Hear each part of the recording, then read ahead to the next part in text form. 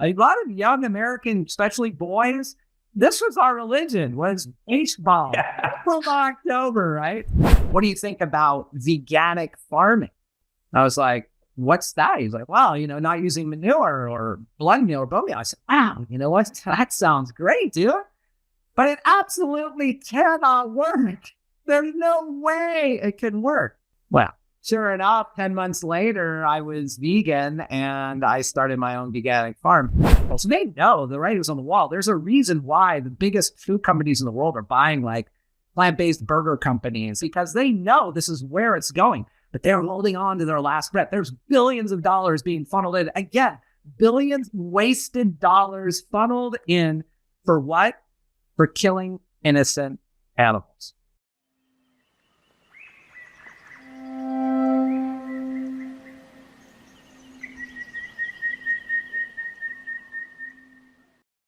Good morning, Jimmy. How are you?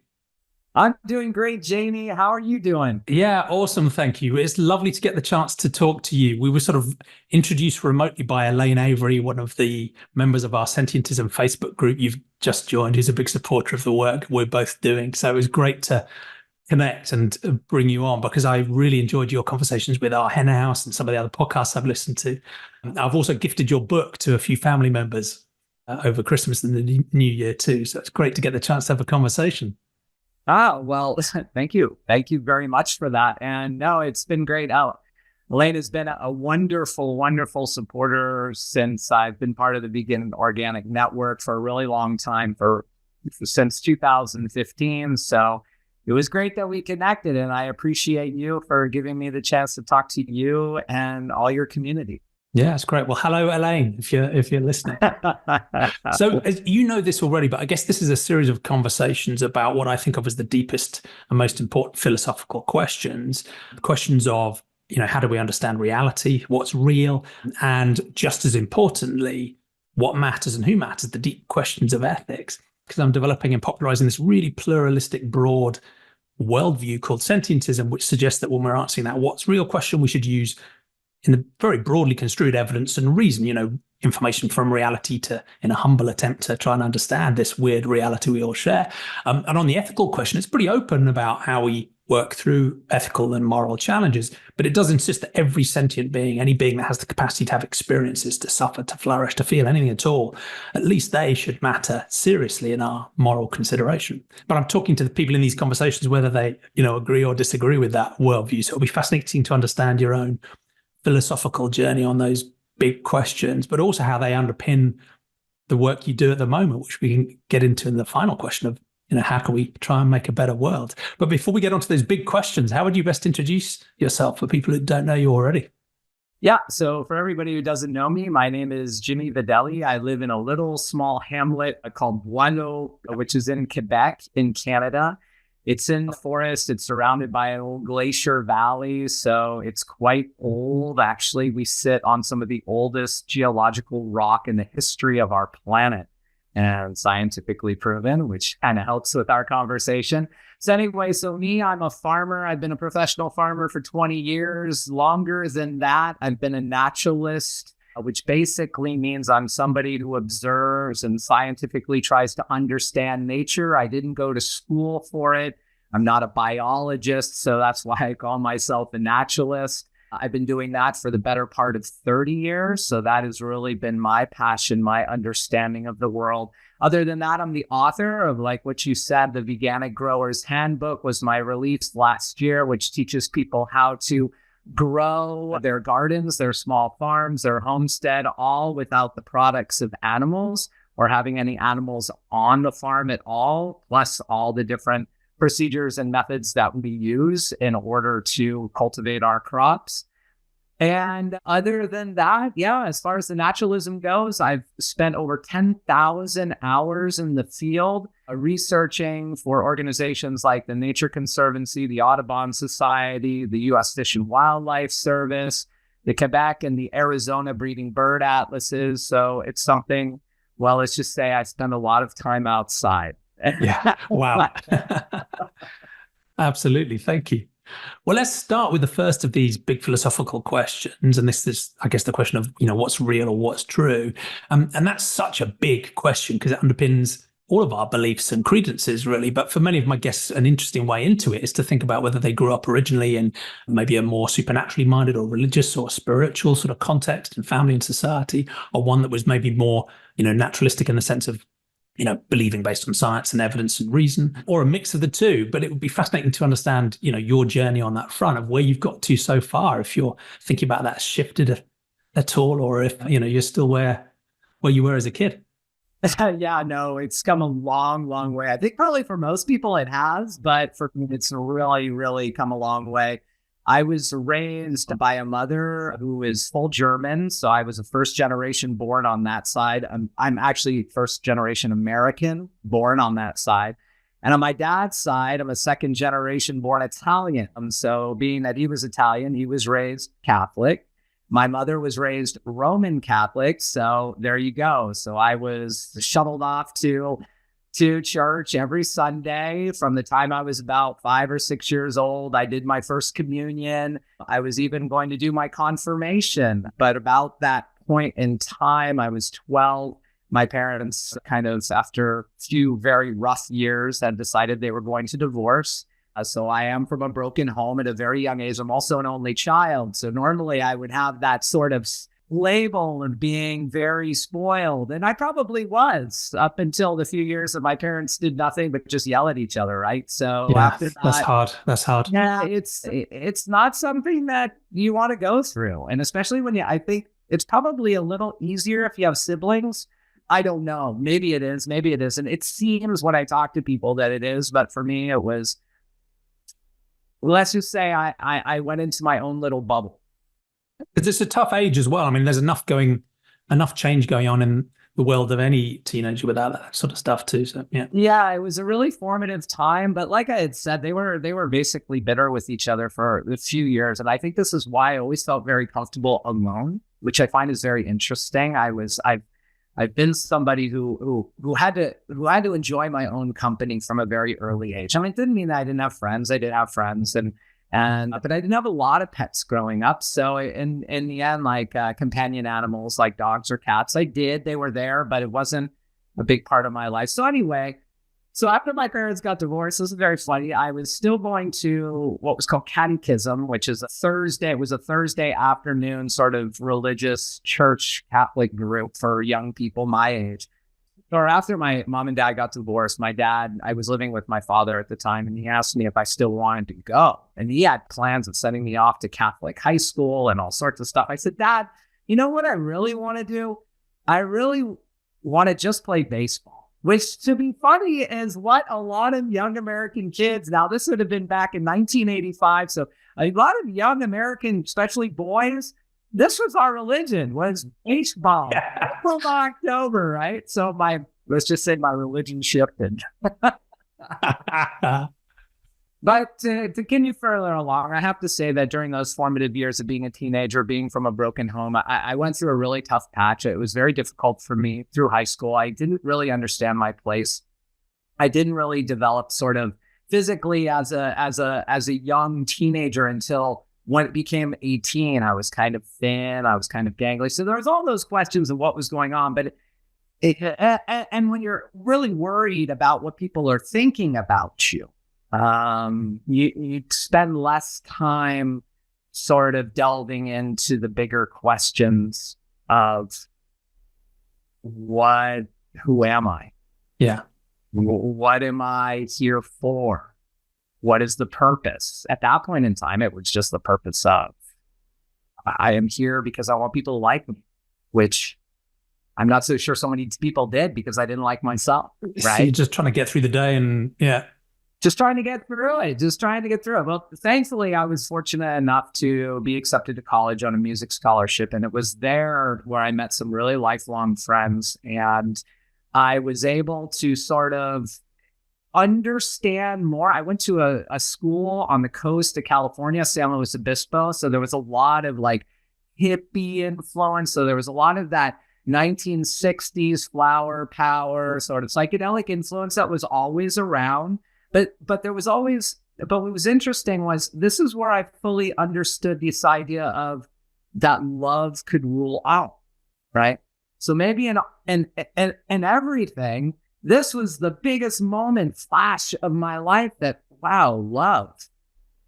Now, of course, my parents loved me, but because they were broken, because they were trying to figure out their own paths, the love was separated from just being, I have to take care of my son, from loving my son, being there for my son. So when I saw this, I was like, wow, this is really interesting. So I explored paths along that line. And just to stop you there for a second, in this intervening period, when you turned from Catholicism to baseball, after that, were some of the background beliefs from Catholicism still there? Did you still believe in a God, but you just sort of prioritized your time differently and focused elsewhere? Or was it just something that fell away in terms of its relevance to you, so you just didn't really consider it at all until later on? Or I think the idea of God, when I guess I have to say I was never really totally comfortable with it. And I think the reason why I was never really totally comfortable with it is because every time I had to go to catechism, I also had to go into the chamber where I had to confess my sins to the priest, right? Now, there could have been times where I didn't have any. So the funny thing is I'd have to make something up. Because I guess, like in Catholicism view, you're always sinning basically every day. Like only being alive means you're sinning. Yeah. You're born with it and you can never really escape. Yeah, it's really bizarre. Like, and as I look at it now, I think about it as being very bizarre. But back then I was like, wait a minute, this doesn't make a lot of sense. It's like I was good. Like I didn't good and bad. Like, what is that? But I was good all week. Like, what did I do wrong? Like, did I lie? Did I cheat? Did I steal? Did I hurt somebody intentionally? Did I kill a frog? Like, no, like I didn't do anything this week. But if I didn't say something, then and there was a silence, this very sort of impending, like doomful silence, this cloud. I was like, oh my gosh, I have to say something so I can say my Our Fathers and my Hail Marys and count my day. So I guess in between that, I guess I always believed that there was God, but I always had a tough time with this God image, this God that is always judging us, that is always making us feel bad, that's making us feel like victims. This species that we're on, and we're only going to be saved when we die, when we have a chance. And this is the other thing that's so interesting, a chance that we're going to go to heaven. But there's always that strict possibility in Catholicism that you're not going to make it there, that you're just going to be told no. And I struggled with that a lot, especially when I got into my 19s and 20s. But then I realized that wasn't going to be my path. Yeah, thank you. So then you came into this phase of thinking about the centrality of love, I guess. Where did that take you next? Yeah, so then within all of that, there's all sorts of interesting books that came out of it. And actually, I have a couple of them with me because they've been with me since that time. The first one, I started getting this understanding of Eastern religion or Eastern philosophy. And the first one that I came up into was Daoism. Like, basically, we are our own God. Like, we are our own Dao. Like, it's not about being we are our own, but we are our own entity, right? So we choose our path. But this is what's so interesting about Daoism. We choose our path, but there's like these guiding, interesting, supernatural principles that will take us there. They come in us, but they come also from without of us. Now, where does that come from? Now, that was the big question for me for a long time, and we'll get into that later. But this big question for me is, where does all this knowledge come from? Like when I envision something, when I see something that might happen in a couple of days, and I used to have these kind of really crazy moments where I could predict stuff that would happen tomorrow. And I was like, where did that come from? Like, what's going on? Get into that again too, but I really do believe that maybe it has something to do with this idea of this stream of consciousness that exists, which Daoism talks a lot about, that Buddhism talks a lot about, that First Nation religion, which all of these things I started tapping into later, but that this idea of consciousness, it just streams through all of us like a light, like a love, like a loving light, and it all passes through all of us. Now, how does it get there? Well, that we're going to talk about too. But so it was the I Ching, and that was with me from the beginning. And then I picked up probably the most amazing book of my life called Animal Spirit Guides by Stephen Farmer. And really what this was is like, let's say you're out in nature. And this is when I started exploring nature, about 2021. Before that, I never really went camping. My dad wasn't a camper. My mom hated it. I really wasn't big out into the woods. But when I met a bunch of friends, that's what we would do. We would go and hike up into the mountains. Then we would go out party that night. But we would go hike into the mountains during the day. And, all of a sudden you would see a deer, a mule deer, or you'd see a hawk flying overhead. And you would be talking, the questions, the conversations were deep in their 20s in college. They're meeting these young people who were all in the same space, some with broken homes also. So you're like, what does that mean? Well, I was at one of these sort of Earth Day conferences, which is coming up here very soon on the 22nd of April. And I saw this book, Animal Spirit Guides. I'm like, what's that? I flipped to it and it was a hawk. Like I just flipped to it randomly and it was a hawk. And I read it and it said something like, well, soar with your beliefs, like let your spirit soar, let your spirit flow. And I'm like, so wait a minute. So now you're telling me that maybe nature is also telling me something. Now, it's not just me. It's not just this idea of religion and philosophy or God or the universe or light or love. But now you're also telling me that nature has a message and all I have to do is listen and learn. Wow. That to me was shocking. That to me was my. Yeah. Fascinating. Thank you. And one of the things that interests me, because quite a few of my guests have followed that path where they've moved away from a sort of institutional, established, traditional religion, if you like, but they've found a different way of viewing the world, which still has elements of the transcendent or spirit or something that feels a bit mystical within it. And that's quite common amongst people who've really richly engaged in nature. There's that sense of something else. But even that feels like it can have lots of different flavors, because I'm quite a boring, hard-edged, sort of naturalistic, scientifically minded person, if you like, right? I think it's very unlikely there are gods or angels or spirits or magic or any of that stuff. I think there is just a physical universe that's churning away, if you like. But within that worldview, I still have so much space for a sense of awe and wonder and the connectedness of all things and the processes of nature and evolution and how these things work. So I can have what I think is quite a rich appreciation of that stuff, even with sort of zero magic or zero spirit or transcendence or a sense of the mystical or magical about it at all. Whereas other people do have this sense that there is something beyond the strictly natural world of physics and chemistry and biology. And my sense is that you're maybe more in that camp where is there a sense of something that's beyond the natural world that ties these things together and gives them meaning and where these messages are coming from? Yeah. So what I've now come to sort of relay and now I don't know how many of your guests are like this, but basically I already said I spent a lot of time outside. I mean, over 10,000 hours, but that's just observing. That doesn't even include my farming time, which means that basically every hour of every day during the season, and that means from basically this week until the end of October, I have my hands actually in the earth. So I'm feeling something that most people don't. Not saying that they can't have an understanding of it. I'm just saying that I am touching other living beings that are giving us information if we learn to listen. So do I have this sense of mystical?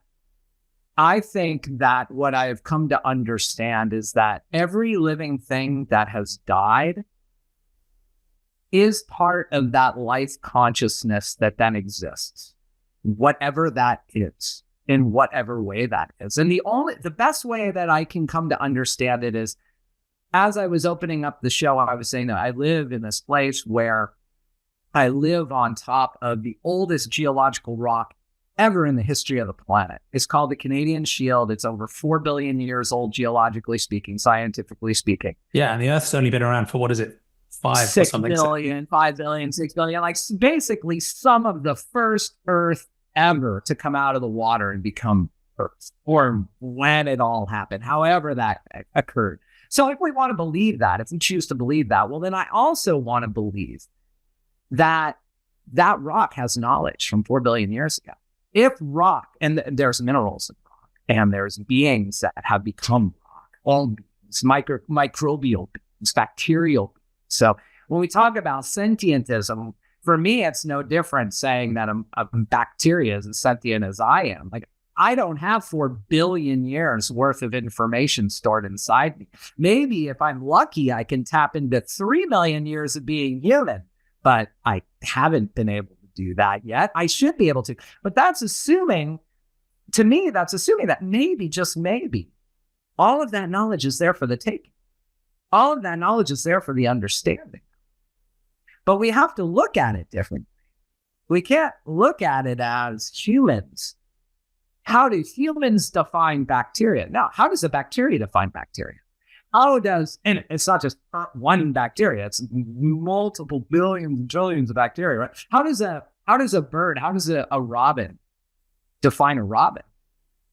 And if a robin's been around the planet for 50 million years, then how does she define themselves? Now, if we can start understanding that, then I think that we'll have a figure. So maybe it is all natural. Maybe there's nothing mystical about it at all, except one, the premise is that we get out of our human self, which already is mystical enough. Like we're saying that we stop thinking about what it is to be human and start thinking about what it is to be a wolf or a deer or a hemlock tree. And then how can we see the world then? That fundamental shift of perspective, yeah. That's it. It's a fundamental shift in understanding of what all is. To even believe that we are the only sentient being on the planet is probably as arrogant as we can get. And unfortunately, there's been philosophy all throughout the course of time that has said that has said that we are the only sentient, understanding being. We're the only being that knows it. It doesn't even make any sense. It just doesn't make any sense. It makes no sense. And it's one of the most deeply unscientific things you could believe. Yeah. Yet many people who claim to be committed to a scientific worldview still desperately hold on to it. And I think it partly links to, this is going to be a radical oversimplification, right? But there are many different sorts of religious worldviews or supernatural worldviews. I mean, the variety is just absolutely dazzling and it's almost impossible to get your head around. But it does strike me that you could at least think about grouping them into two big chunks. There are those religious worldviews that seem to be centered around a deity that is a personality, is a being, is a figure of authority, often framed as, an instantiation of the good or being omnipotent and omniscient, discussed in certain ways. And obviously some religions have multiple gods and personalities. But those worldviews where there is a powerful ultimate authority, to me, seem to be more risky on the ethics front because they can feed into, most of those religions and worldviews will talk about some form of compassion and loving thy neighbor as thyself and, all of that sort of good stuff. So there's loads of good there, but quite often that compassion is conditional. As you said, right? If you make the wrong mistake or you believe the wrong thing, then you might be tortured for eternity by a being that's supposedly perfectly good, right? Well, what's going on there, right? Or it can be conditional based around the group you're in, right? If you're an out group, I'm sorry, but you're not in the club, and terrible things might be done on this earth as well as in hell in the future. And they can often drive authoritarian approaches to rules and ethics as well, where here's the list of things you just have to do, and that's it. And you can't question it either, right? So there's an epistemological problem there where, here is the dogma. It is unquestionable. You are expected to have faith without evidence. You have to disregard it. So those types of worldviews, to me, one, seem epistemically dangerous because they teach people that it's okay to believe things which are just not grounded in reality at all. And that can lead you to all sorts of different places. We see it today with misinformation, disinformation, and conspiracy. But, the list goes on of things people believe that aren't well grounded in reality, but it has more of an ethical risk as well around that conditionality and that potentially brutal treatment of those who don't comply, and a sort of authoritarianism where ultimately if God tells you to kill your firstborn child, that is ethically the correct thing to do because there is no real right or wrong, beyond just obedience, right? So I should stop rambling on, right? So there's a bunch of risks there, and they're not always manifested because there's a lot of rich compassion there that people find in those worldviews, but there's some risks. Whereas the worldviews that seem to be less focused on a personality or a powerful entity or an authority that might be more nature focused or more broadly spiritual but not religious, or more animist in their flavor, where it's about a connection with nature and cycles and so on. I think there can be risks there, right? There can be epistemological risks and there can be ethical risks there as well, because sometimes those worldviews can be used to justify harming others. But the risk seems to be a lot less because there isn't some ultimate authority figure. It is more about, as you were saying, taking the perspective of others and thinking about natural cycles and processes, and we're a tiny part of something that's much bigger. So I don't know if that makes any sense at all, but yeah, it makes perfect sense. And actually use the perfect word that actually sums up what I believe now. And it's actually the oldest sort of quote unquote religion ever in the history of humans. And it's actually called animism, right? It's actually the original religion, if you want to even call it that. I mean, it was what first human beings believed, and maybe even other ape-like beings believed too. I really don't know. Maybe it's the way nature looks at the world. I really don't know. But this understanding that every living being has a breath or a soul, anima, right? So if they believe that it had a breath, then it also believe it had a soul. And if you believe that it has a soul, then that means when you die, that soul becomes something else. It becomes part of what I have sort of, and I don't put a lot of weight into it because I can't prove it. And because I am really somebody who tries to look at the world from a science perspective with always this idea that no matter what I think I could possibly prove or what I could read of somebody who's possibly trying to prove something, we're never going to prove it all. And we're never going to understand it all because, again, we're looking at it from the perspective of humans. We're not looking at the perspective of the natural being itself. But anyway, to get back to this idea of animism, which I always find so interesting. Now, imagine if you were a first person 3 million years ago and you were living on an Earth, right? And when colonists started seeing these sort of tribes, if you will, or indigenous people that were living in the woods and or in the forest, and they hadn't seen other sort of white humans or these colonizers, and we would term them savages. And it's the most awful thing in the world. This is what we would coin them as, but we coined them as savages. And then we coined them as savages because they would have this understanding of the world that I think the colonists just didn't understand. Like, all of a sudden there's a fierce, wicked thunderstorm, right? If you're a human being living 3 million years ago and there's a thunderstorm, cracking lightning, purple clouds, raining, hailing, just the craziest wind, you're going to be scared out of your mind. You might think that it's actually the world or the universe, if they believe that, to open up to swallow you whole, because we don't have our modern homes. We don't have our modern systems that have now told us that it's just a thunderstorm. Look at the radar. It's going to pass in 5 minutes. They didn't know it was going to pass in 5 minutes. So they created this understanding that it was alive. And you know what? It is alive. We know as farmers that nitrogen fuels our plants better from the atmosphere when a lightning storm strikes. That is how the nitrogen molecules break down in the atmosphere so the plants can feed out of. Other than that, yeah, isn't that cool?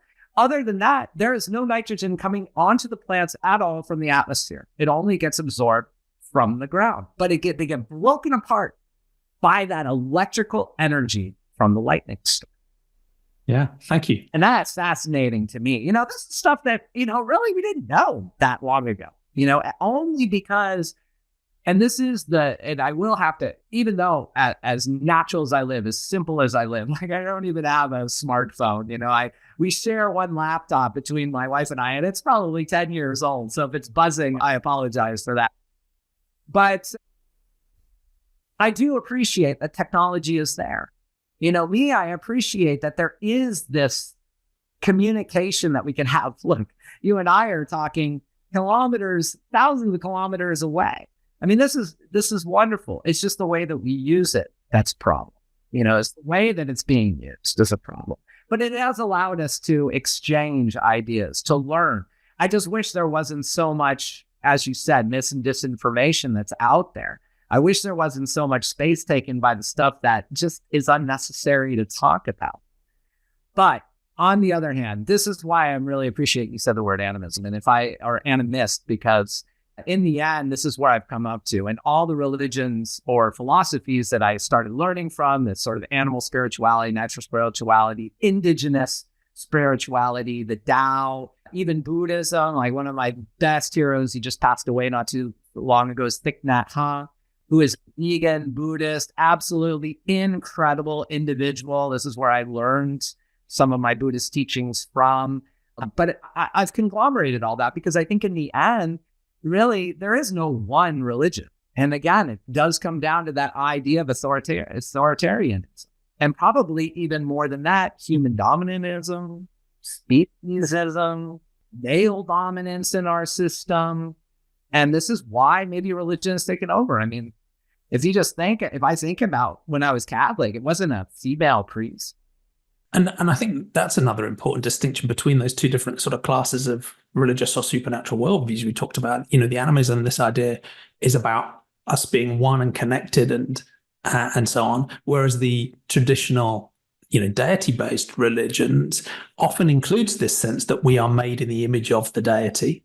And it's really interesting to go, well, who do we mean by we here? And typically it's people that frankly look like you and me, right, as the white powerful men of the time, who then looked around at non-human animals and were saying, well, they're clearly here for us to use as we like, as, whether it's dominion or stewardship of the planet, but they're not like us. So they're not made in the image of God. We're special. But they also looked around at loads of other humans as well, right? They looked at women and, anyone who wasn't white or anyone who, as you said, they categorized as as primitive, and said, well, you don't look like me. I'm made in the image of God. So, you don't really count as a human either, right? And we know where that leads to. But the way you frame the animism, I think, leads us quite nicely onto this second question about who matters, because you talked about one of the important things in animism being this recognition of the other as a valid other, right? It's not just here's my perspective and everything else is outside. It's recognizing there are others with their own perspectives, and whether you think that involves having, a soul or something that goes beyond the natural world, or whether you think they're biological organisms with their own perspectives, as I tend to, right? There's something fundamental there, I think, about any moral form of ethics. So you might have, a nihilistic ethic where you say nothing really matters, or a relativistic ethic which says, well, it just depends what powerful groups of humans happen to agree, right? Those are the rules, and who are we to judge from outside? Or you can have a divine command ethic where it's like, well, God says this, and that is the right thing to do, right? There's, regardless of the suffering caused, it just is irrelevant. So if we put those aside, and I think we should, right? The common sense root of any form of ethics seems to me to be taking the perspective of others seriously and trying to act with that in mind, however difficult that might be. And there's a whole world of complex ethics that go beyond that. But when we think about this who matters question, there's a classic sliding scale you might choose, for example. So there is classic sort of in-group ethics where you say, well, humans like me matter and out-group humans don't. So that's even tighter than the next thing, which is, I guess, an anthropocentric view where you say, look, humans matter. And then more progressive version of that will be saying at least all humans should matter, regardless of their characteristics, their sexuality, their caste, and so on, universal human rights and so on. But it's still very focused on humans, as we were talking about before. The next stage of that is where I guess I am, which is saying, okay, the next stage is sentiocentrism, where we include every sentient being, every being that has the capacity to have experiences or flourish in our moral scope. And scientific consensus would roughly say, well, that's sort of non-human animals and human animals, but would keep plants and fungi and ecosystems outside for the moment. But who knows, that might change. The next stage is biocentrism, where you say, well, all living things matter, even if they're not sentient. So even if we say, a blade of grass can't feel pain, they still matter because they're living. And then you could go to an ecocentrism, where you would say, look, even non-living things matter. As you were saying, the rock under the Canadian shelf and rivers and trees and concepts like ecosystems matter intrinsically in their own right as well. So I'm really interested in how you think about that scale, because I suspect you probably would want to go in your animism further than a strict sentientism, in that you'd suggest that we should look at living things and ecosystems and go beyond that. But you might also challenge where I think the fuzzy boundary of sentience is today. You might think that there are certain beings or entities that are sentient that I might be skeptical of. So that's too much of a question there, right? But how do you think about who matters, and how have you gone through that journey, and how expansive do you get now? But again, maybe start by winding back from how you thought about this stuff as a kid. And yeah, well, let me start just before I became even vegetarian. Like I was somebody who worked in restaurants. That was my job. And when I worked in restaurants, it became sort of a foodie, somebody who liked food, all sorts of food, whether it was meat, whether it was vegetables, didn't matter, desserts for sure. And so I wanted everything and everything that we could eat. But it was only when I met my first not my first girlfriend, but a girlfriend who ended up becoming my first wife, who was vegetarian.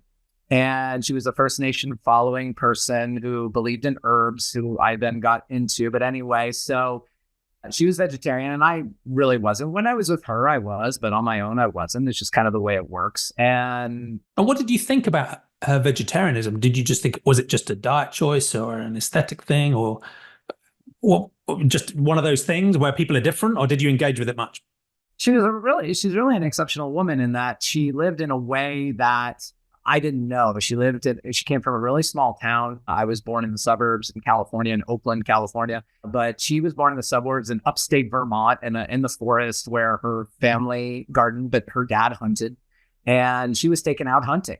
And she shot herself a deer when she was like 11. And then they skinned the deer and they ate the deer. And when she bit into the meat after they were cooking it, she bit into the bullet and a casing. And that was it. After that, she ate it because her parents made her eat it. But after that, she was like, no, I'm done. And then she sort of got into this understanding a little bit more of why it was not a good idea to eat raised animals, like what that actually was. And I didn't really understand that too much until we were on the road together. We left New Orleans. That's where we were living, New Orleans, Louisiana. And we were on the road. We didn't know where we were going to live. And within a couple of weeks, we ended up on the southern tip of Texas, right at the Gulf of Mexico. And we were looking for a place to camp, and supposedly there was a beach right on the Gulf of Mexico. Thought that was pretty cool. So we end up on this dirt track, and right there's these 4 interlocked fences out. And when I sort of slowed down and I looked, the cows are up to their knees and elbows in their own manure. And I really didn't know what I was looking at first. It was shocking and mind blowing. You're like, what am I looking at? And there were 1,000. And at the end of that, there was a smoke billowing out of the top of this chimney, and there was this ramp, and there was this windowless building. And I realized right away that it was a slaughterhouse, that this was an end of the life concentrated animal feeding operation. I'd never seen it before. It was 23. And I was like, holy moly, what is this I'm looking at? I don't even understand. And then even as bad as that, there's this trail. It had rained the night before. And there's this trail of manure enriched water that's running down the dirt track that we're on. And as we're driving, it sort of cut a canal into the road and went right into the Gulf of Mexico. No stopping. And I was like, interestingly, I became vegetarian instantly. I'm like, okay, you're right. I've now seen everything I need to see. I do not need to eat animals anymore. And it didn't look anything like the happy cow pictures on the packaging. There are no happy cows in the world, images of concentrated feeding or concentrated dairy or concentrated cage-laying chicken operations. Of course, people can have chickens that are running around and they can eat their eggs, and those would theoretically be happy until they decide to kill them, which is always the downfall, unfortunately, with it all. But it was still the part I didn't understand. Like, I still didn't quite understand why it was still okay, because I became a lacto-ovo vegetarian, like why it was okay to drink milk and eat eggs. But I did. because I felt I needed the protein, because that's what people tell you. That's what you read, and that's what you say, and that's what the billboards say. That's what magazines say. That's what your parents say. It's what the dietary guidelines. That's what God says. Yeah. I mean, God thinks it's weird that you're actually not eating meat. I mean, okay, not on Sundays, but the rest of the time, why aren't you eating meat or fish? Why? Although I don't know if you've seen Christspiracy yet. Actually, I did see it. Given I know you know Kip. Yeah, I actually had privilege to watch it about 5 months ago when they were doing some of their final edits. So yeah, I know Kip very well. He was actually one of my college roommates back, say, 30-something years ago. Oh, wow. In the nature forest with trying to understand the grand questions of life. So he was actually somebody who was there during my more formative years. That's how long I've known Kip. So congratulations, Kip. If you're out there listening, congratulations on your fourth film, and I'm very proud of you. But it took me a while, but I did realize that there was something that I needed to change in my life as far as this idea of making money to live in a corporate scheme. I actually had, when I moved to Arizona, I actually had a job wearing a suit and tie, working in the corporate sector, not really liking it, but also realizing I needed to make a living, until I realized that what I really wanted to do was what I was doing on the weekends, which was growing my own food and being in the natural world. This is really how I wanted to live life. Like, I had no idea how I was going to function, how I was going to make any money. I had no idea. I'd never been a farmer before. But when I became a farmer, I still raised chickens for their eggs, and I still raised goats for their milk. We didn't eat the chickens and we didn't eat the goats, but there is always that problem that you have that's sort of in this happy sense. I was a very small farm. It was only an acre. So I was petting my goats. I was doing yoga with them. I was singing with them. I loved them, right? I loved my goats. But when we would breed the female goat, she would have babies before you would be able to get milk. Maybe people understand that. Maybe people don't. And in order for there to be any kind of milk from either a cow or a sheep or a goat, you need to have babies born.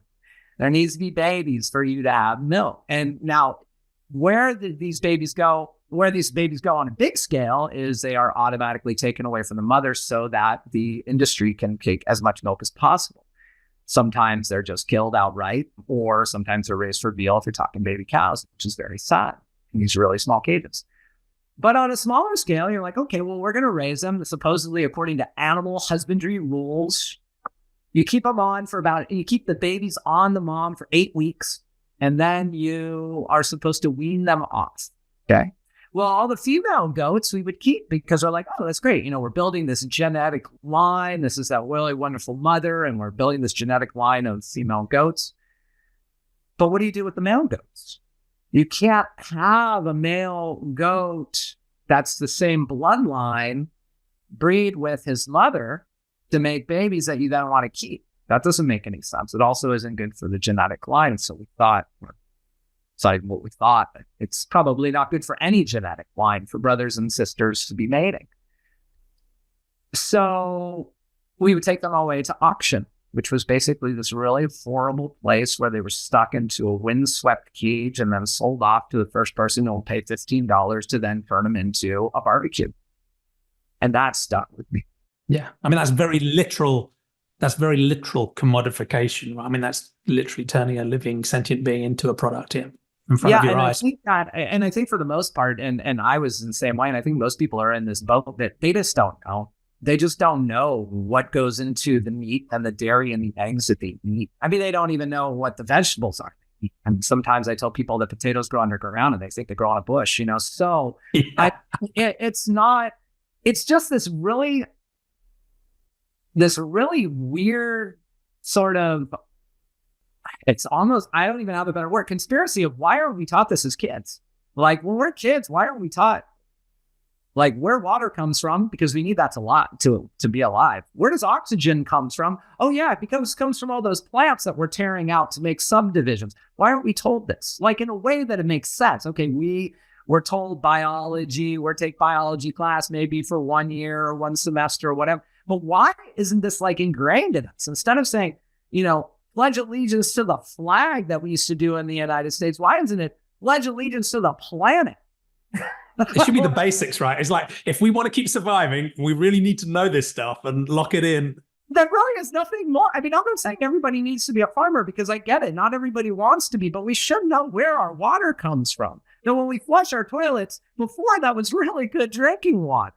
Why is this the system? There's so much of humanity that makes absolutely no sense to me, that when I look at nature, it all makes 100%.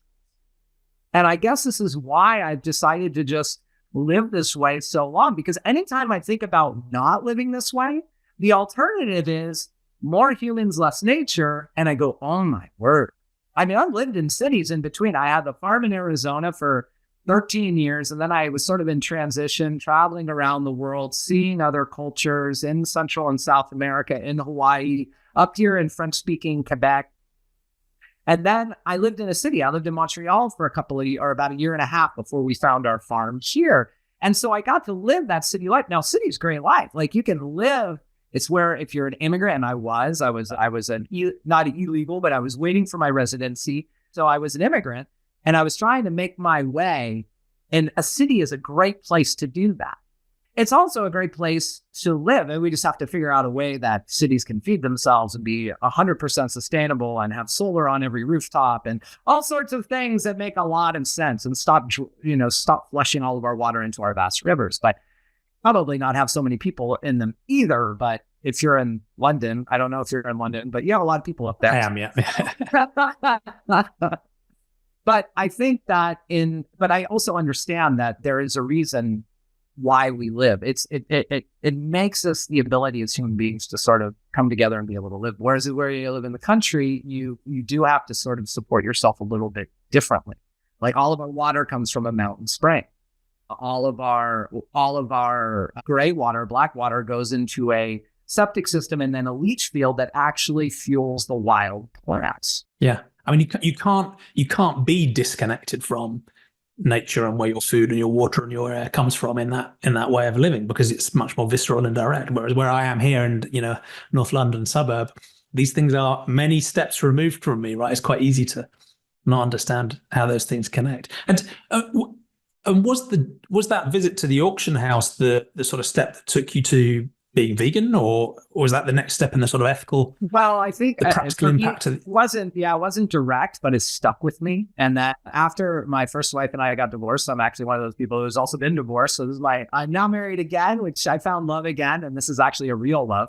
Whereas the other one was, I guess, more of a love of convenience, which unfortunately some people are in. So all I'm saying, if you are falling out of love, it's okay, because you might find another love. Actually, I'm pretty sure you will. Just love yourself first. Anyway. Yeah, there's a danger to this idea of a sort of one perfect soulmate. That can be a little restrictive, right? It's quite a high risk strategy. Yeah, that's a very high risk strategy, actually. I think keep an open mind, right? There are multiple people out there. You might. I pretty much think so. So there's someone out there for you. That's it. Yeah. That is absolutely certain. But no, it was there. The interesting thing about being vegetarian, I actually went to not being vegetarian after being vegetarian, because I was living on the road. It wasn't that the ethic wasn't still there. It was just that I felt like I couldn't tell some people, no, I wouldn't eat that, or I wouldn't eat that. So I became very restricted, actually, in my beliefs when I was on the road, because I was working for trade in some cases. And when they would feed me, I wasn't going to say no, because that might be all I get. No, it was later, and I was actually hip again, which was really interesting part of my path. When I was living in Montreal, I was working for a farm. It was an all vegetable farm, but we were using things like manure and stuff like that. And I received a message in October, a year before Cowspiracy came out. Wonderful film, Cowspiracy. And he wrote me a message, and he wanted to get some sort of guidance or some advice on organic farming. He knew that was the avenue I was in. And so he said, hey, what do you think about veganic farming? I was like, what's that? He's like, well, not using manure or blood meal or bone meal. I said, wow, you know what? That sounds great, dude. But it absolutely cannot work. There's no way it can work. Well, sure enough, 10 months later, I was vegan and I started my own veganic farm. But the reason why I said that to him, and we battled back and forth through emails, because of course we're good friends. So you do that with your good friends. Like, no, you're not right. No, you're not right. But then he links me to all these other organizations, these wonderful organizations like the Vegan Organic Network, and his co-producer or co-director, Keegan Kuhn, also grew veganically. I think he was born and raised vegan. So they convinced me that it was possible. And I said, so when I became vegan, because I was going to promote Cowspiracy in Montreal throughout Eastern Canada, I said, well, if I don't at least take the 30-day challenge, at least say I'm vegan, how can I promote a film that says at the end that really we should be vegan? How could I do that? So I got to at least try, but it made sense. And what was interesting about it is when I started reading all the information, I started seeing things like earthlings. When I stopped eating dairy, when I stopped eating eggs, I realized everything that I believed about this animism worldview, everything that I believed about this sort of idea that we need nature to survive, now made 100% sense. It came together. Absolutely, because now I'm not stealing sort of resource. I think Ian Tolhurst, who's an exceptional veganic farmer who lives in the UK, has a wonderful farm, has been doing it for 40 years. He actually calls it ghost acres, where you actually take the manure you take fertility from another place and you bring it on your farm. We're actually growing food that humans can eat, like corn and soy and grains and barley and oats, and giving it to animals, letting them take all the good nutrients, flush out what they don't need, which is the waste product, which isn't anything special, which is just as good as yours or mine, which isn't great either, because it's all the waste product of whatever we don't need to survive. And then we use that to fertilize our fields. When I started thinking about it like that, it just didn't make any sense. What made more sense was to grow plants, to raise plants. Yeah. Now, really want to come on to that now, because your work on veganic farming is absolutely fascinating. But before I let you get off the philosophy stuff, it's clear that journey took you to a rich compassion for non-human animals. And I think your animism, recognizing their perspective matters, their experiences of freedom or constraint or suffering or pleasure, those things matter. Their interests in living and being with their family, those things matter, right? And that's part of the ethical journey. But my suspicion is that you go further than me into these sort of maybe more biocentric or ecocentric ways of thinking, because you see an intrinsic value in, the environment and all of those things too, even down to the rock that you live above. And so where I see an instrumental value in those things, I think the planet and the environment is really important because of their impact on all the quadrillions of sentient beings. I suspect that you probably see an intrinsic value that goes beyond that. Now, and I'm very open to that idea. I think as long as all of sentient beings matter, I don't mind if people want to go further. But there are some people who will use that broader ecocentric perspective, a holistic perspective, to then say, well, we are all one. There are natural systems. We are but another animal living on the planet. As part of these natural systems, life consumes life. Predation is part of nature. So I'm going to have my cheeseburger and a milkshake, right? So, and a part of that can also be, as a vocal vegan on Twitter, can be the carnivore diet reply guide trolls who love talking about plant rights, right? They're like, look at the terrible things you're doing to those plants, tomatoes can scream too. So let's put those worldviews to one side. But at the same time, here's the question. If you do have this more expansive view that, the environment and plant life and fungi and the networks, everything really intrinsically matters, what's the difference between cutting a chicken and cutting a tomato plant? If that tomato plant also has some intrinsic moral value, is it a different sort of moral worth from the sentient being that can experience the pain? Does that question even make sense? No, absolutely. It makes perfect sense. Now, the interesting thing is when you cut the chicken, you eat the chicken, you kill the chicken. When you cut a tomato, you're not killing any plant. And yeah, maybe the tomato itself does think, breathe, and believe in something. Maybe it does, but it's not the host. It's not the living being. And actually, here's the most interesting part about it all. The living part of the tomato is the seed, right? If the seed is taken from the tomato, and this is why we have now become a seed business primarily, because it makes 100% sense as farmers, is because When you harvest tomatoes, you grow a beautiful tomato plant. It produces 20 tomatoes. Those 20 tomatoes will produce maybe 5,000 seeds. If you just save one, you're saving the life, basically, of that tomato plant. Because the tomato plant is going to live and die in its own way. Where we live, you grow a tomato plant, it's going to die in the wintertime. There's no choice. It's going to die. If you don't harvest the tomatoes, they're going to rot. There's no choice. There's absolutely no choice in the matter for the tomato plant living here. Now, it's also the same thing with nature. It comes down to 100% what's necessary versus us, which is choice. A lion, let me use a better example because I live here. The wolf must eat either the deer or the moose or the beaver. Is that good and evil? Is that bad and good? Is the wolf doing it maliciously? Is the wolf doing it because it has a choice not to, but does it anyway, because it just loves to kill? Like you see these awful images of hunters with their kills sitting there with this grin on their face saying, oh, look what I just did. I sat behind a blind drinking whiskey and shot a deer. Look at me. Pretty cool, huh? Not even the same. Not even close. Now, I just wrote a piece, actually, for Independent Media Institute about wolves. And I think what actually is happening now that I live with wolves, I actually live in where I live, there's only 1,000 eastern wolves left. And there's a pack of at least 10 that run through my place every year, back and forth, all around. My guess is what they're doing is they're just patrolling their land. They're understanding their land. They're sniffing when a deer pees or a moose pees to see if they're healthy or not. Because a wolf, unlike a human hunter, which is a great correlation that I love to make, the wolf knows which deer needs to be taken away from the system. Because I really do believe that the wolf knows that if they kill the strongest male or the most fertile female, which they could tell from their pee or from their poop by sniffing it, because that's what they do when you watch them. It's really incredible to watch. They will follow the deer trails and they'll sniff everywhere. What are they sniffing for? Are they sniffing to where the deer are? They know where the deer are. We're the dummies. We don't. They could probably smell them from a couple of kilometers away. But they're sniffing for, is that female still healthy?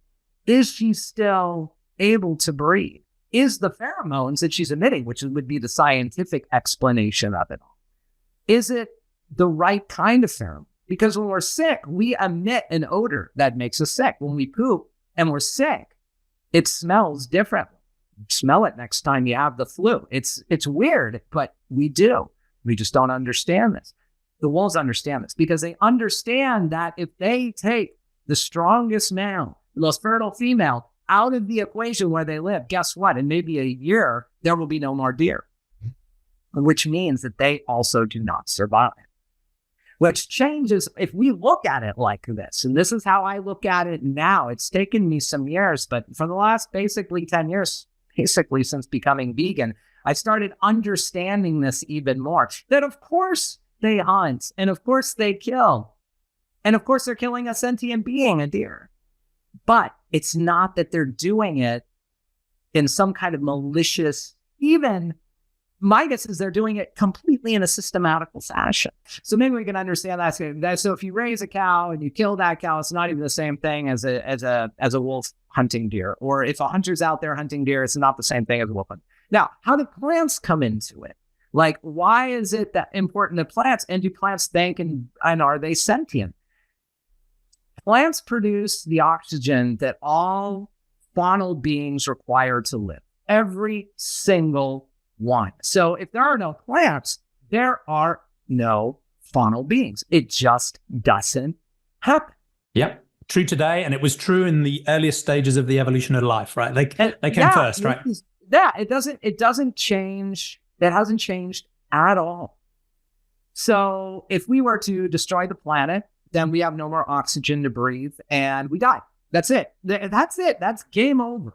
And you know what? We're doing this pretty rapidly. We're trying to do this right. This is why you see the amount of CO2 emissions in the atmosphere at over 426 parts per million, which is the highest level ever in the history of man, supposedly. There used to be about 300. This used to be like right around the perfect amount for everyone. So are plants sentient? I think that the plants themselves, they understand this philosophy because they also, they understand this nature, better word. They understand that not only do they produce the oxygen, well, they require the carbon dioxide that we breathe out.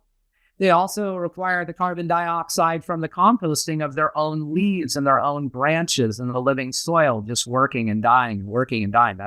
That's why we see a big bump in CO2 emissions this time of year, because here in the north, where we have huge amounts of tree foliage and the snow dissipates, and we have all these deciduous trees, right now the ground is open and the ground is composting, and all that CO2 is going up into the atmosphere because nobody's using it. No being is using it. No trees are using it. Only when they start putting on their leaves do they start using it again. That's why you see the CO2 levels come down in the summertime. Because all along this great north, where all of us, or probably in the south too, where there's all these beautiful deciduous trees, all that CO2 is getting sucked up. Everything that needs to be used. The problem is that as humans, in our anthropogenic way, we're just producing way too much from the way that we are burning fossil fuels, and the way that we're raising animals who also produce just a ton. So, are plants sentient? I believe that they understand their role. And if they understand their role, then absolutely they would have sentience. We know that mycorrhizae, and this is something new in the last 20 to 30 years, we know that mycorrhizae actually in the soil, they will move nutrients that a plant needs from one plant to another, right? From one tree to another. So if one is unhealthy and it needs like an influx of nickel or copper or iron, it will move it. What is that? Is that just network, some coincidence? Is that just or does the mycorrhizae have an understanding that it needs those host plants? It needs those rootlets. It needs those, there's an name for it, I'll think about it in a minute. When those roots slough off, there is that's what they need to continue to grow. It's sort of that organic matter that the mycorrhizae feed off of. Because if you look at soil, like the mycorrhizae is usually growing. If you were to see an animal, it's going to take a while before you actually see bones have a mushroom on it. But if you go into the forest and you see a branch and it's decomposing or it's wet, pretty soon after that, you're going to see mushrooms on it, because this is what mycorrhizae need. They need plant material. So if it's mycorrhizae that move all the plant material, move all the nutrients around for the plant, where's the other place they're getting that from? Well, rocks are minerals. So if a rock is a mineral, even though it looks like some big dumb rock, if it's mineral, then it's actually living matter that the mycorrhizae are moving to give to the plant, that is fueling the plant to create the whole system to make it all circular again. So to answer your question, why are plants sentient? Absolutely they are. And another great one for you, is a carrot alive when you eat it? Yeah, guess what? It is. You know what? If you take a carrot and you pull it out of the ground and you take off the green top and you stick it in your fridge, you leave it there for a few months, and then you take it out, put it on your counter, all of a sudden it's going to start growing. What is that? It's a lot. Now, if we were really intelligent human beings, what we would do is we would let a few of our carrots in every farm field, everywhere, in every part of the world, go to seed. Because to grow, for every one carrot produces over 7,000 seeds. That's amazing. So you eat over 6,998 carrots and still have enough carrots to make more seed than any carrot than you ever eaten. So yeah, of course you're eating a living being. And of course it matters. But it's absolutely not the same thing as take a permanent life. Or even worse, raising the animal in a condition to take its permanent life. Yeah. And so in my, again, boring sort of pure naturalistic approach, my best guess, and I'm always open-minded about this, is that complexity is something that is rich and we should respect, and it evolved as a mechanism, but the entities within it, the rocks and the trees and the mycorrhizome network and the carrot and the tomato, are, in a sense, playing those roles, but I don't think they have a conscious awareness of what they are doing. And it's possible to have a massive complexity and richness without consciousness, just through the process of evolution. But let me take your perspective for a while and say, look, okay, maybe these entities are sentient in some sense. Maybe they are actually aware of the role they're playing. I would suggest that the nature of that sentience still has a radically different nature because of the way they've evolved, right? So a pig or a cat or a fish or a dog has evolved to experience pain and not like pain, for example, or not like being constrained, because that has an evolutionary impact on their ability to thrive and reproduce and exist, right? So it's understandable why, if you cut the throat of a pig, it will feel pain as a negative thing. Whereas I'd argue, even if we, I'll go along with you and say, look, okay, this carrot or the tomato or the mycorrhizome or the tree, maybe they have some sort of sense of awareness. They've got no reason to have evolved a negative response to something that actually involves supporting their reproductive process, right? So it helps the tomato for us to consume the tomato and spread the seeds far and wide, right? So in that sense, I could just say, okay, fine, if this tomato is sentient, it still doesn't feel pain when you remove the tomato, right? Because it's evolved for that to be a good thing for it. Whereas for an animal, it's a bad thing to be cut. But I don't know, maybe I'm going too far with this. No, it's lovely, because that actually comes down to a really interesting idea of what actually sentient means. Does sentient mean you have to experience bad things, pain? Do you need to experience suffering to be sentient? Or can you experience love and function and personality? And I'd say it's anything at all. So I'd go quite expansive. There you go. So just because a tree, now take this one. So if you have a 2,000-year-old sequoia tree in the Californian woods, there's some of the biggest trees in the world, and you cut it down, chainsaw. Is there not going to be suffering by the tree itself?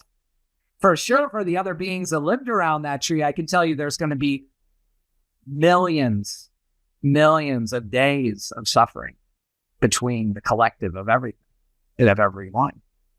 So no, it's probably not the same. And it's absolutely true that as humans, and this is the wonderful thing about human choice, and this is why we don't need to choose to raise animals to eat or to eat their products, is because we can choose, because we are natural, we can choose just to eat plants.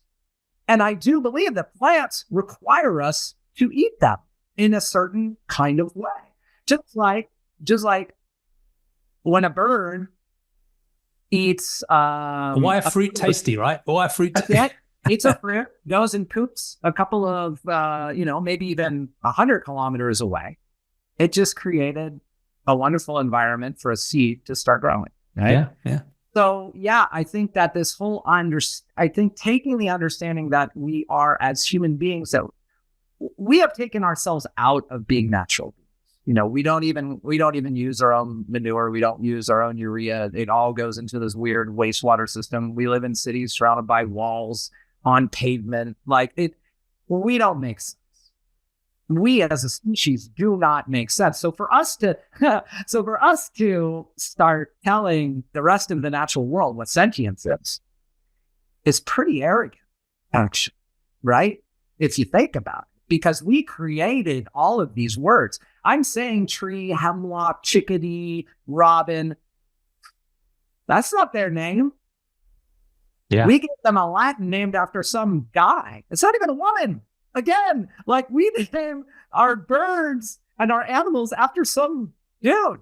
And that's one of the weird things about us humans, right? We gotta be the weirdest thing ever. It's understandable we come up with concepts and words to describe things, right? I mean, we can't do anything but then we take those concepts and we sort of reify them and force them back onto the real world in ways that often just don't fit. And then we get frustrated when they don't fit. It's funny. But I do want to, in the time we've got left, I'd love to dig into your work on veganic gardening, because in a way that's part of your answer to this problem. And one of the things we've been doing is we've been thinking about the sentientism worldview, is we've been running thought experiments across loads of different domains of human and non-human endeavor. So we've been thinking about what would a sentientist politics look like? Maybe a sentiocracy. What would a sentientist economics look like? What would sentientist culture or law or rights look like? So on and so forth. But one of the real big ones, given our disconnect from nature and given the environmental impact and given the ethical impact, is obviously agriculture, right?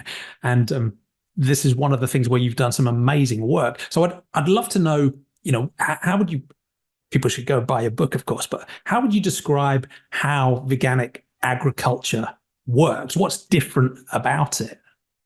Okay, so veganic agriculture is the idea and the understanding that we grow plants using plants. So instead of using animal manures and animal byproducts that come from the slaughterhouse, like blood meal, bone meal, or trawled fishes that we turn into fish emulsion or fish meal, we use plants to grow our plants. So we would use plant-based compost. We would use things like cover crops, like plants that are either perennial or annual, that then we cut down to then feed and nourish what we like to call a living soil, which is basically what it is. It's a bunch of living organisms that we're trying to feed to create the soil. So what we're doing, and organic agriculture talks about this also, and this whole new one, regenerative agriculture, talks about this also, talks about this idea that we need to build soil organic matter. We need to build soil organic carbon. We need to build the living soil. Well, for us as organic growers, we actually believe, and we actually think this is where we need to go.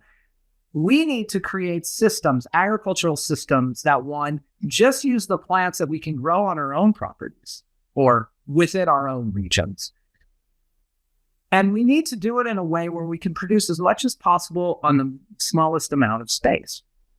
So within my research in 2018, when I was realizing that we were producing just a ton of food, and I was like, wait a minute, this is even more than I've seen on other farms. Like, I don't really understand why. So let me start doing data. Let me start doing analysis, understanding what's going on. And what I realized is that our little farm, when I took a comparison of 13 different crops that made sense, things like dry beans and snap beans and onions and tomatoes and potatoes and squash and things that, as farmers, we need to produce for people to eat, but it also makes money for us. So it wasn't just taking like soybeans, or it wasn't just taking like corn and comparing those two things, but actually taking a nice mix. I couldn't compare everything because that would be way too complicated, but I compared what I could. And I realized that our farm was basically as productive as any kind of conventional farm. Now, I was comparing a Canadian farm to a United States farm. And a United States farm would actually have a longer growing season than our Canadian farm. So this I thought was very impressive. When I compared it to Canadian numbers, it was quite more productive. But because the U.S. is one of the biggest agricultural economies in the world, next to China, I thought it made a lot of sense to try to dive into the U.S. agricultural system. And it's fascinating because I guess you get at least two sorts of responses. One is a pushback that what you're doing is possible at all, because people will routinely tell me, you need animal manure as a fertilizer, or you need, chemical fertilizers. You just cannot grow without them, or you need these types of pesticides to cope with so-called pests, insects. So one is just what you're doing is impossible, and clearly it isn't, because you've been doing it. But the second challenge is one that might say, look, this sounds really nice, right? But this is a classic sort of romantic middle class agrarian dream, where you're just sort of having a little plot of land and growing a few things here and there. And it's like a hobby, and it's all very, good luck, right? Enjoy it if you like. But it cannot compete on yield, on cost, on scale, on resilience, right? Have one bad harvest and it wipes you out. We're in a cost of living crisis. So if you're making stuff that costs 3 times as much, that's not going to work. We've got 8 to 10 billion humans to feed, blah, blah, blah. So but what you're saying is that even on those hard factors, those sort of economic factors, yield and so on, these methods can outperform. Yeah, they can not only outperform, I mean, they can crush things like organic agriculture. And so it was found to be 41% acre per acre more productive than organic agriculture. But what makes it even more interesting is our prices were actually cheaper than organic agriculture. So this whole idea that this is romantic and it's not more expensive. And the reason why it's not more expensive is because we don't use any inputs. We don't use any pesticides, which they use in organic agriculture. We don't use we don't even fertilize our field because all we use is the compost that we make. Now, I mean, yes, of course, we did buy plant-based compost, which was a mixture of, regenerative tree branches that were chipped and grass from a field. Okay, the same grass that you would feed the cows, that they would eat, that would use all the good stuff, and then they would poop it out. We would use that grass. Yeah. So you're using it directly instead of using it directly. feeding it through a process that loses 95% of its nutritional value. That's it. And that's what makes no sense. And when I did through the research, I realized that for a plant to grow and to thrive, it requires something like 17 to 20 different nutrients, right? From nitrogen, phosphorus, and potassium, sulfur, and magnesium, and manganese to thrive and to grow and to produce seed. If it's a blade of grass, it just needs all of those nutrients to thrive.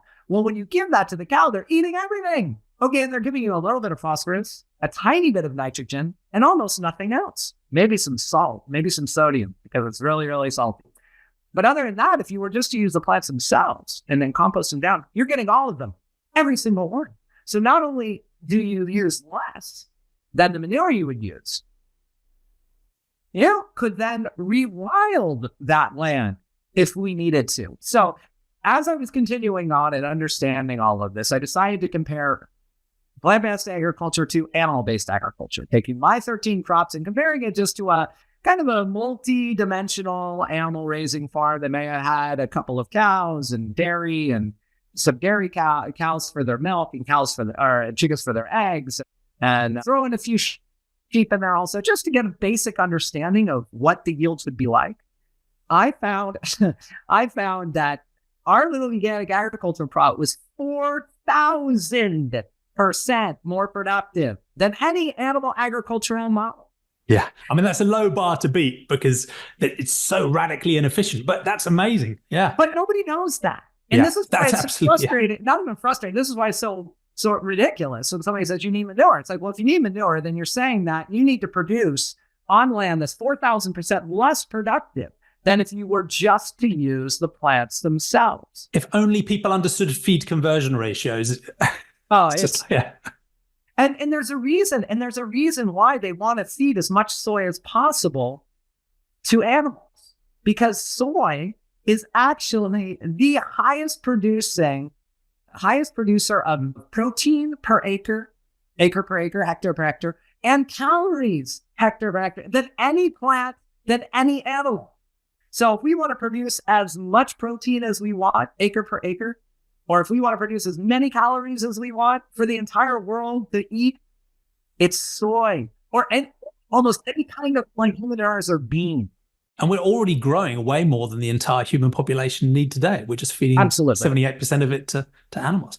But so really the only reason why we're told that we need to use manure is because the industry has put a stranglehold on agriculture since the very beginning. They knew that the only way that they could actually convince all of us to use this manure is to say why it's so important and why nothing else would work and why nothing else would happen. And regenerative agriculture is basically the last gasp of animal agriculture. They know the writing's on the wall. There's a reason why the biggest food companies in the world are buying like plant-based burger companies and deciding to invest in peas and beans, because they know this is where it's going, but they're holding on to their last breath. There's billions of dollars being funneled in. Again, billions wasted dollars funneled in for what? For killing innocent animals.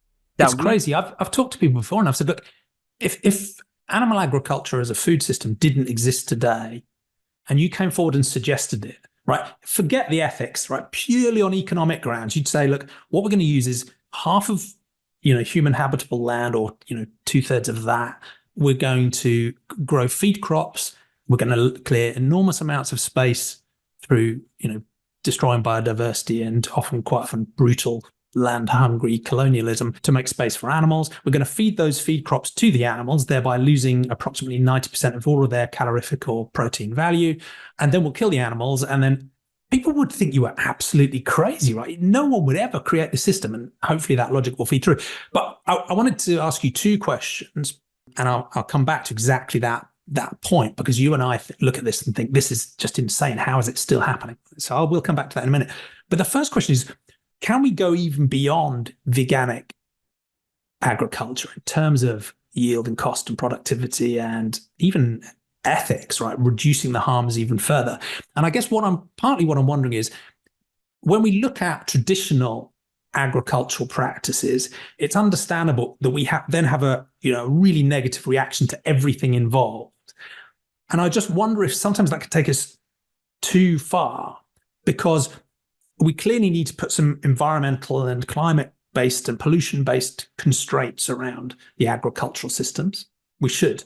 And we should put ethical constraints around them too, thinking about at least the sentient beings and, taking out the harm to them and so on.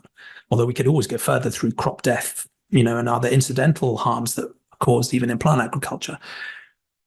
But then it feels like sometimes maybe we add some other constraints. And I wanted to ask you if those extra constraints do we really need them? And they can involve things like organic, for example. So if there are some technologies, and I might suggest things like GMOs, or there might be other forms of innovation that could improve your yields and your performance and even reduce the ethical impact of veganic farming even further, that wouldn't necessarily be compliant with an organic standard. What do you think about those types of constraints? Are there some constraints that are there just because there's a sort of technophobia or a sort of bias towards natural processes that, strictly speaking, we don't need? Or, could we go even beyond? No, that's actually a really great question. So let's start with this. First of all, to change the entire system, let's start today and end all functions, components of animal agriculture. Let's stop raising animals. Let's stop raising animals, and let's stop raising all the crops that we raise to feed the animals. Let's start with that. Okay. So now we're down to about 10% agricultural land, right? Because it's so much. It's even so much more than we even think about. Like everything that goes into it, like every little bit of the grains go into it. Probably like 90% of our agricultural product goes into raising animals. So let's do that first. Now let's say that, okay, well, all right, let's say we did that. We still can't figure it out. Let's say we need technology. Let's say we need something like GMOs. We need a modified organism. Well, here's what I can tell you about that. That if you were to grow a tomato plant, now we have something that we like to call heirloom seeds, right? And there's this whole thing about heirloom seeds. An heirloom seed is basically a seed that's been saved generation after generation for at least 3. So 75 years old, right? There's some that we grow that are over 150 years, right? That are tough. There are some that I had in Arizona that were found in a cave that were supposedly 500 years, right? This is a kind of bean, right? So they can live that long in a dry environment and still be viable. So let's say we do that. Well, what kind of genetic information does that seed have? It kind of comes back down to our understanding of sentience. Well, I wrote about this in my book. And for anybody who's really interested in understanding what a seed knows, you really should pick up my book, because there isn't that many people that are talking about this kind of stuff. I really do believe that every year that you grow a plant from seed, and then you save that seed, and then you replant it, all of the knowledge from that year, all that data is stored in the seed, just like it is in us. Like if we live a year and go, that was a crappy winter, or that was just so much rain, or it was crappy summer, I didn't get enough sun. I mean, look how white. I mean, you can basically see the genetic information in all of us. We can feel it if we were actually to listen to ourselves in regards to the natural world. Well, that's all a plant knows. The plant doesn't have any information. It can't turn on the computer and go, oh, hey, how do I grow today? What do I need to put on fruit today? No, it knows. It knows. This is what it does. Because if it doesn't put on fruit, then it doesn't put on a seed. I'm talking about a tomato here. If it doesn't put on fruit, doesn't have seed, and it doesn't reproduce, and it doesn't live. Look, because that's what a plant wants to do. It wants to live. Evolution's taught it the information, yeah. That's it. So it has all the information it needs. Well, year after year after year after year, 75 years, 100 years, 150 years, you're saving all these seeds. All these seeds have all of that information for all of those lifetimes that it's been growing. Okay?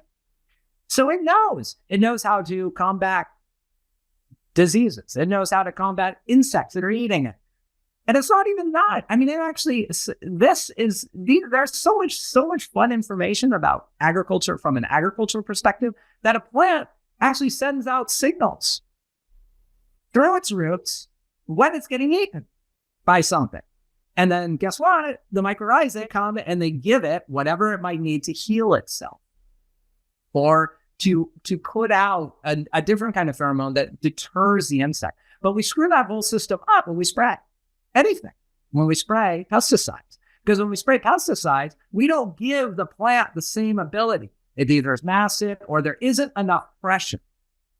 I think it was some organic farmer said that you can still get a harvestable part of your plant. It's 30% of the plant is eaten. So if your broccoli plant has been 30% eaten, you're still going to get a beautiful head of broccoli. If it goes more than that, then you might be in trouble. You might lose your plant. And sure, year after year, we might lose a few plants here and there because we never, ever spray any kind of pesticide because the natural process doesn't work.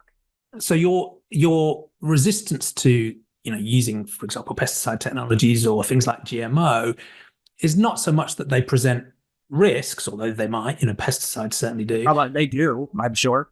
But it's more that they're messing with the information that is intrinsic to the seeds and to the plants themselves. Is that the?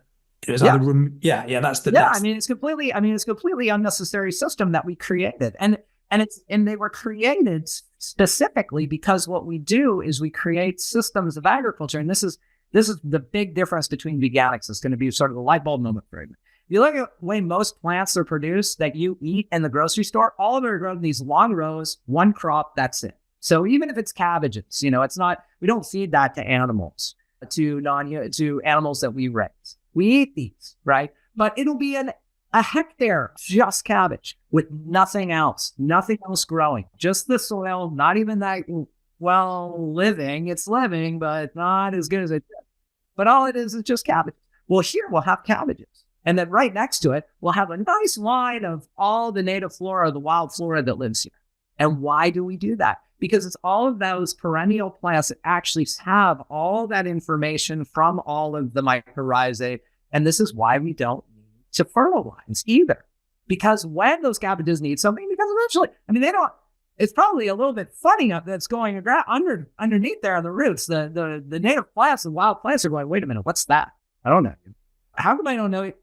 Why are you new here? What's going on? I don't really understand who you are, but you're green, you got roots, you're a plant, it's good. Here's what you need, right? Because really agriculture, you're right. The agriculture system is the infiltrator to the natural world. So as humans, we've been creating it. So again, it comes back to the fact that in order for us to create this sort of sustainable agricultural system, without all of these wonderful technologies that are supposedly really beneficial, don't even think about the fact that all of these GMOs have caused thousands of farmers in India to commit suicide because over time, they're just not productive. These farms go under and the families can't feed themselves. And so the farmers, they kill themselves because they have no choice. Yeah, often by taking the pesticides. So, yeah. So are pesticides dangerous? Absolutely. We haven't even talked about that. Absolutely they are. And who knows, maybe the things that are making us sick when we eat, every time we eat something, even if it's organic, it has some sort of residue on it.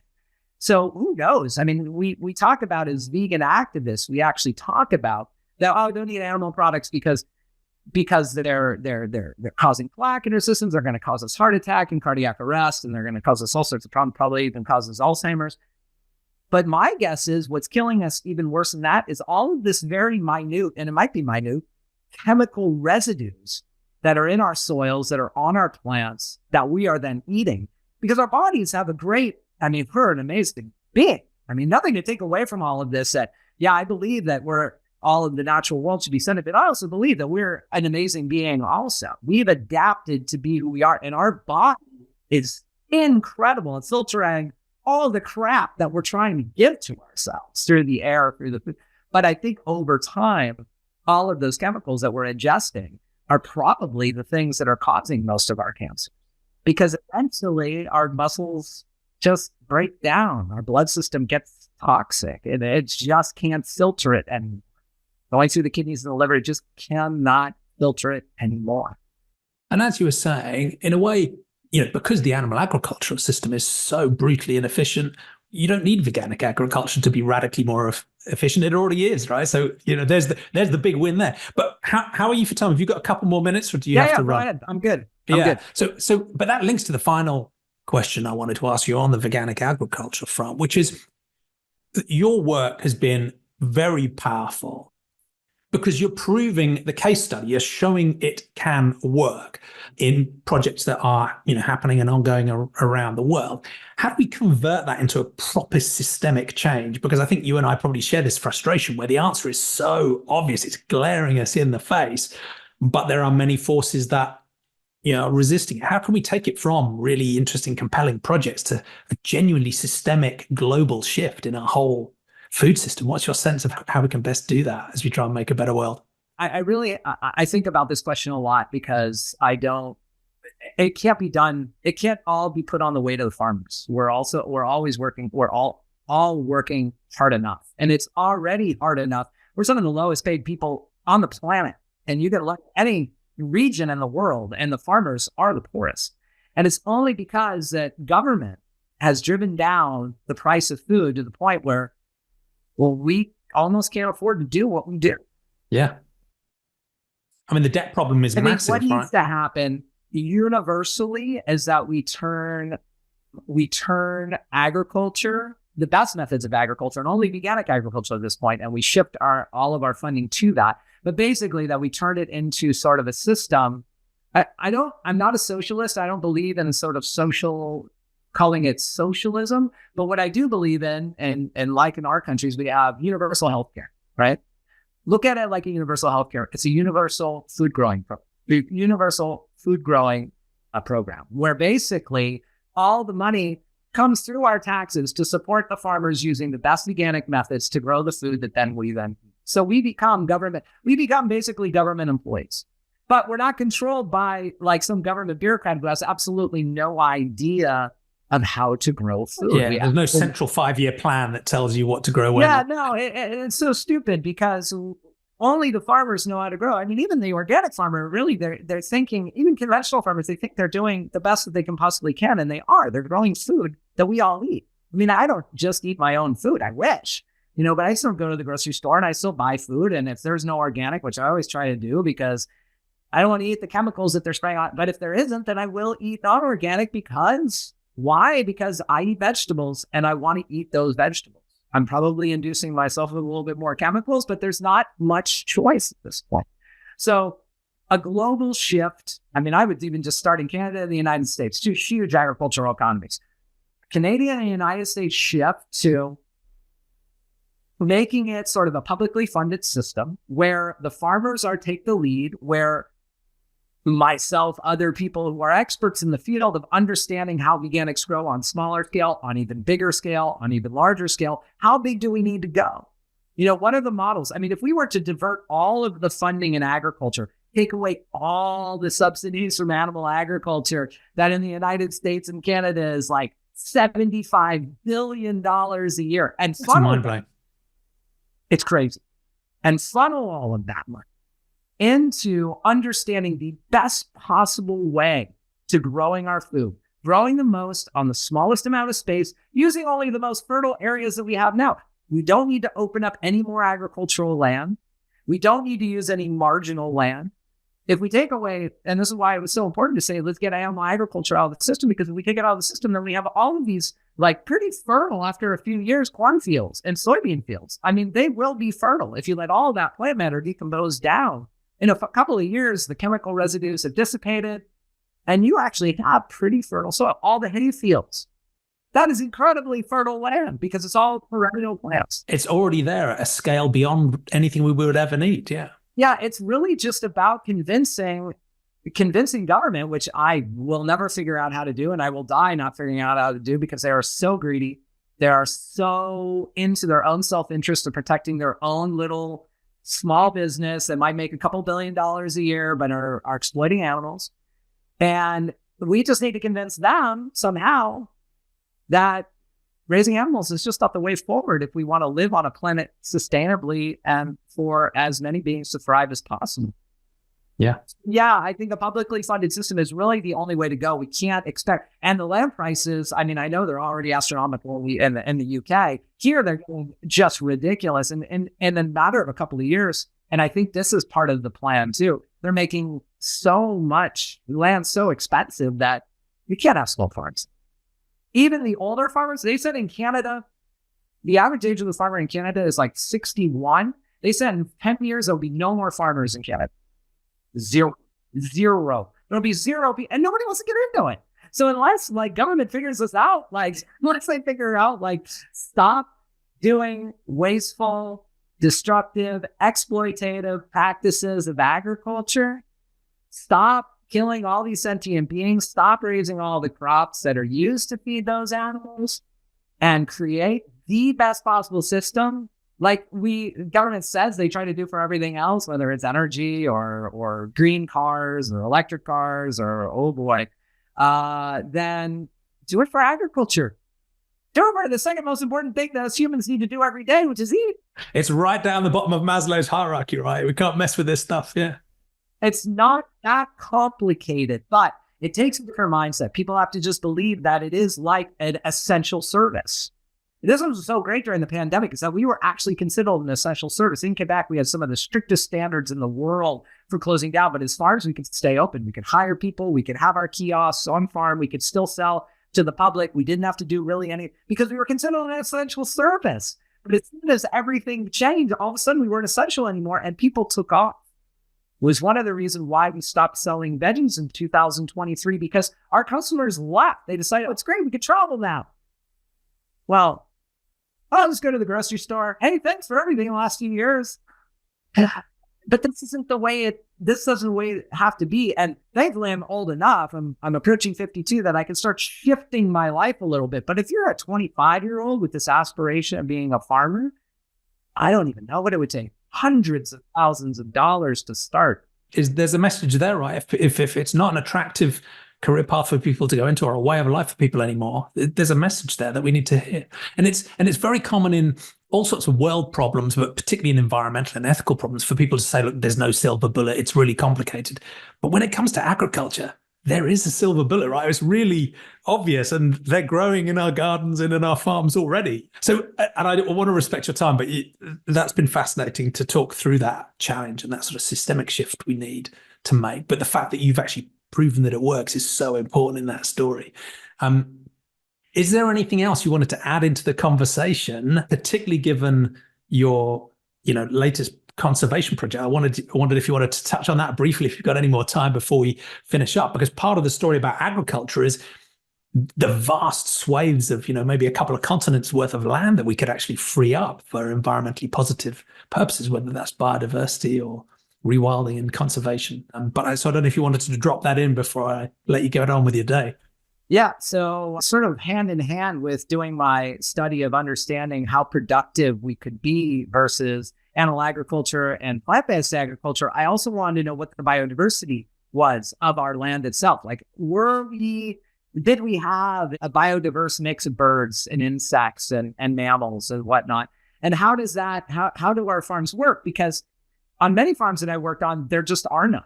It's not monoculture, but it was enough that there was, within the fields themselves, there were no birds. There were almost no insects because they were all on the edges. So how do we filter all this in? Well, for me, it comes down to sort of the birds and the butterflies. And one of them was a monarch butterfly, and it travels every year. And they require a certain species of plant called a milkweed that if they don't have it, they die off. And they're endangered species. And in the West part of the United States, they've lost 99.99% of their population in the last 20 years. So it was incredibly important. The other one was bees, because without bees, who pollinate the crops that we eat, but they also pollinate the crops that other beings eat. Like we have wild apple trees. And if they don't pollinate the wild apple trees, then the birds that come in the late fall don't have any apples to eat, right? So to me, this is exceptionally important. And what I found is that our farm, because of our no spray philosophy, because of allowing the idea of the plants to grow, and they grow with companion plants, they grow with the native flora in places. Now, it's not right next to the cabbage, but it's pretty close.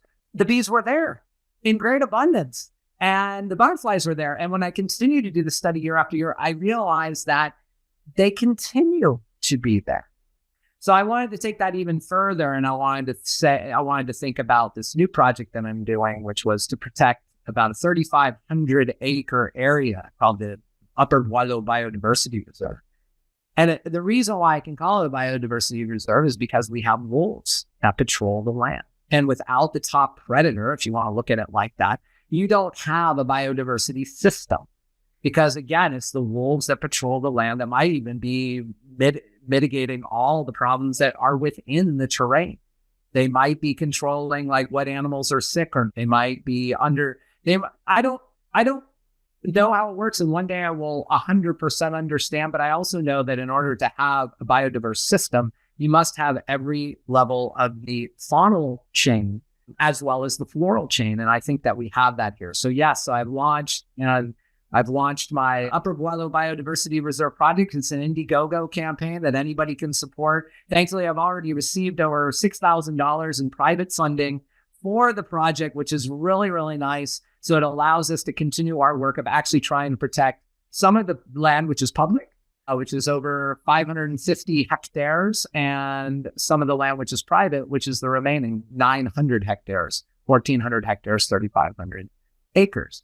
But I wanted to understand that. And what I think I've understood is that we can also grow our crops so that the animals, the plant, the birds, the butterflies, the insects, some small mammals, we do fence out the deer, because if we don't, they'll eat everything. They just will. But that we give them enough space. But by growing on less, then we can give them more wild space. So in that 3,500 acres, the only farmland is our farm, a half an acre. And the interesting thing is there are 13 families that live here. So it's quite low population density as far as it goes. But if I were to look at it in this way, our little half acre could feed all those 13 families. And we could still protect 3,500 acres. Now, take that and push it out on this thing that everybody talks about. What if you scale it? How do you scale it? Well, you scale it by, you take a half acre farm and you have everybody feed their close to 15 people. How do you feed the cities? I don't know what y'all are going to do over there. Maybe you're going to have a lot less restaurants. I am not sure. Maybe you're going to have all rooftop gardens. Vertical farming, hydroponics, who knows? Yeah, yeah. I really, you know what? That's for y'all to figure out. But you guys are fine. But if we put the money into it, I'm sure we could figure it out.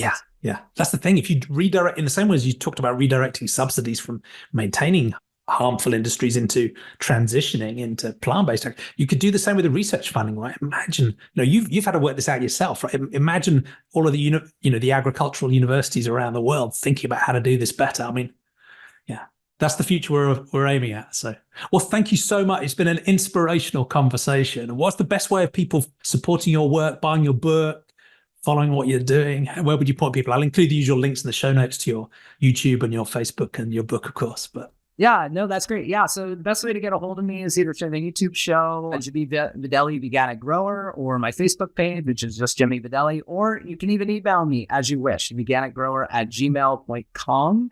I have also launched with Susan Craig and James McQuaig the North American Veganic Certification Standard, which we're actually a consulting service for aspiring farmers to grow 100% plant-based and the exploitation of all animals forever, farm animals forever in the United States and Canada and Mexico. And you can reach us at certifiedveganic.org. It's something that we launched last January, and we're starting to get a lot of support from around the world, which is really lovely because there was nothing like this in North America. So you reach me there. Yes, buy my book. If you're interested in gardening at all, starting a small farm, homesteading, whatever it is that is your passion, or you just want to know why veganics is important when you have a conversation with those people that tell you it's just not possible, then buy my book, The Veganic Grower's Handbook. You can find it anywhere, including in the UK. You can find it at anywhere online. Other than that, I just want to shout out to 3 different organizations that have just been so beneficial to my journey. The Vegan Organic Network out of the UK, the Veganic Agriculture Network, which is out of Quebec, which is not far from here. Friends Megan Kelly and Stefan Grildo, and the same 2 wonderful people. Every year, twice a year, a 7 to 8 week program called Learn Veganic. It's actually an online course where you can learn everything that you need to know about growing veganically. That's wonderful. Thank you. Yes, you're welcome, Jamie. Thank you. It's been great. Yeah, and I will double check. I've included all of those links in our Sentientist agriculture pages too. And it's wonderful to have you in our Facebook group. Yeah, it's fun. Yeah, it's a great forum to be in. So thank you. Well, thank you again. It's been such a pleasure, Jimmy. And please do stay in touch. But thank you for being a guest on Sentientism. Absolutely my pleasure. And thank you to your whole community. Take care.